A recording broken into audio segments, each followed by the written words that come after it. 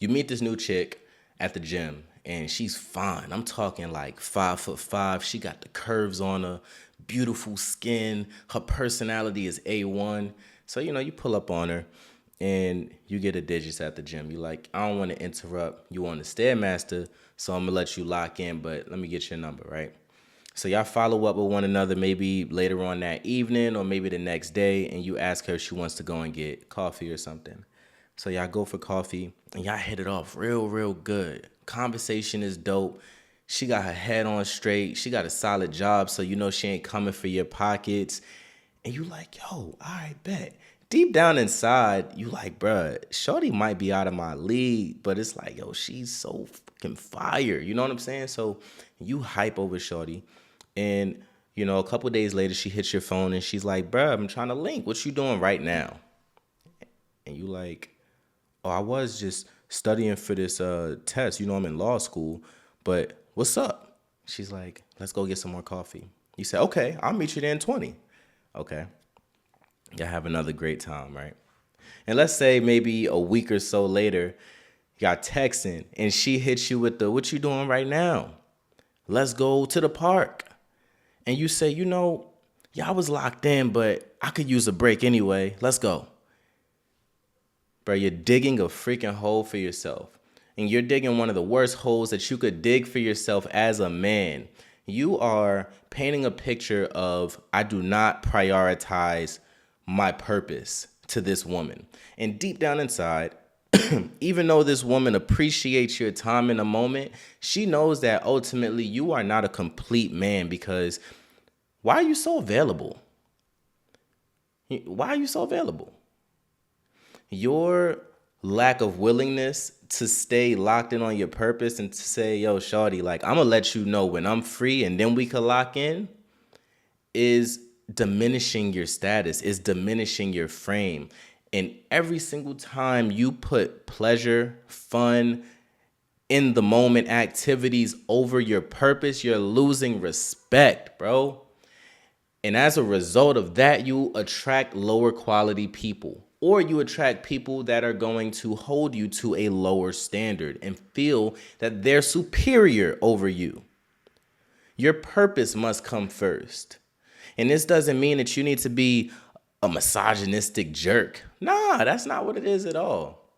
But you do need to be somebody that knows how to say no and knows how to redirect, right? Because instead of saying, yeah, we could chill whenever you want to chill, shawty, how about you say, nah, I'm locked in for the day. Tomorrow it might be busy. Even if it's not busy, your time is valuable. You're not just going to give it up, right? What you doing next Thursday? Bruh, she's going to sit up straight and she might hit you with a, I'm going to get back to you. I got to check my schedule. And you be like, all right, cool. Bruh, you just like went from here to here, bro, because you're busy, man. Like you locked in. You got a purpose. You got a vision. And what that does is it raises the frame. It raises your status. It raises how everyone, not only women, people in general will receive you a whole lot better if you're a purpose-driven man. You can't be driven by pleasures and in-the-moment activities. You got to be driven by something deep that can't nobody come in between. And if anyone, especially a woman, tries to come in between you and your purpose, you got to annihilate that situation. I'm talking straight detonation, bro. You got to detonate anything that comes in between you and your purpose, or at least be willing to do so. And ultimately, there's a voice in deep in your head, and this voice can be your best friend or it can be your worst enemy.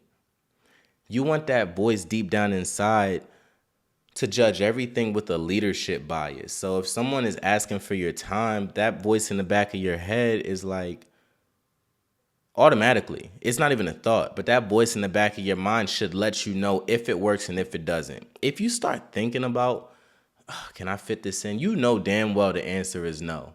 So what you got to start doing or stop doing is lowering your frame. Even if you're not that busy and you're trying to figure things out and you're check to check and you're not where you want to be, you need to carry yourself like you're at the top of the totem pole because it's going to set your mind right. It's going to let your subconscious mind know, bro, I'm a man of value. I value my time, even if right now I'm not where I want to be. I value myself. I value my time. And ultimately, when you do get to a certain level, you'll know that you deserve to be there because you deserve to be there before you even got there. How attractive is that to a woman? A man with a plan. That shit is attractive, bro.